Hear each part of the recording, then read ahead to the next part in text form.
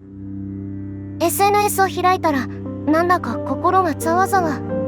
他人のキラキラした投稿を見てちょっと落ち込んだり、フォロワー数やいいねの数が気になってしんどくなってしまったり。あなたもそんな SNS 疲れを感じたことありませんか？でも大丈夫。この動画を見て前向きなあなたを取り戻してください。 SNS 疲れのあなたを救う偉人の考え方3選。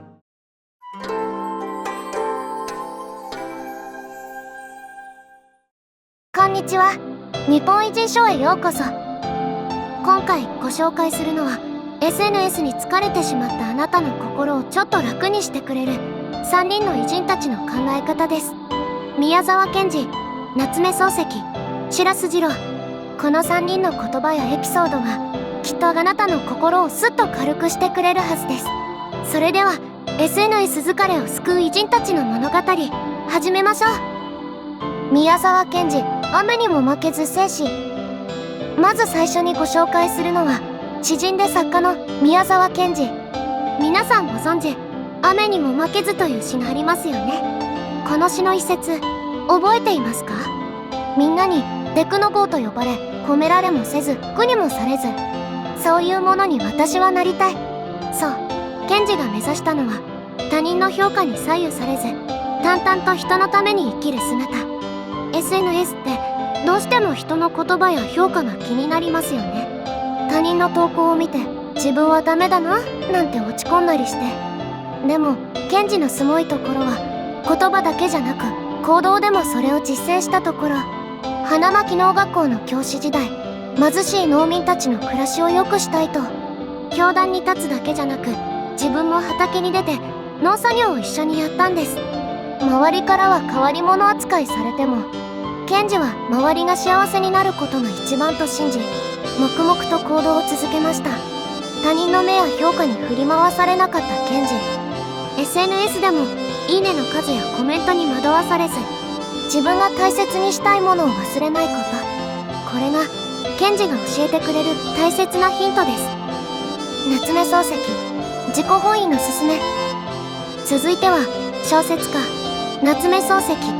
漱石は明治時代の日本を代表する文学者ですが、実はロンドン留学中に精神を病みノイローゼ状態になったことご存知ですか？慣れない異国の地、文化の違い、人種差別、そして孤独。そのストレスで漱石は心を壊しかけたんです。でも帰国後、そんな自分の経験から漱石はこう考えるようになりました。自己本位で生きよう。これ自己中とは違います。自分の価値観を大切にして生きるという意味。 SNS では他人の価値観がどんどん流れ込んできます。こうあるべき、これが幸せ、そんな基準に無意識に合わせてしまいがちですよね。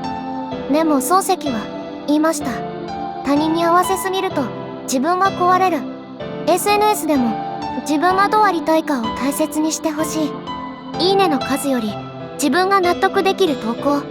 漱石流の自己本位で SNS とも付き合っていきましょう。白洲次郎の他人に媚びない信念。最後にご紹介するのは戦後日本の実業家白洲次郎。彼は戦後の日本がアメリカの支配下に置かれていた時代、 GHQ 連合国軍総司令部に堂々とノーと言った男として知られています。白洲の信念はこうでした。戦争には負けたが奴隷になったわけじゃない。政府高官たちがアメリカにテコテコしている中、白洲は時に GHQ の指示に対して毅然と反応したんです。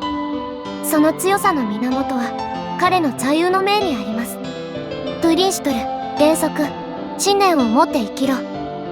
SNS でもどうしても空気を読んだり、これ言ったら叩かれるかなと萎縮してしまうことありますよね。でも白洲は言います。こびずおごらず自分のプリンシプルを貫け。 SNS でも流されず自分の信念を持って発信する。時には距離を置く勇気も必要です。白洲次郎のように自分の軸を大切にしましょう。 SNS に疲れちゃったあなたへ。宮沢賢治は農民の幸せを信じて他人の評価に左右されずに生きました。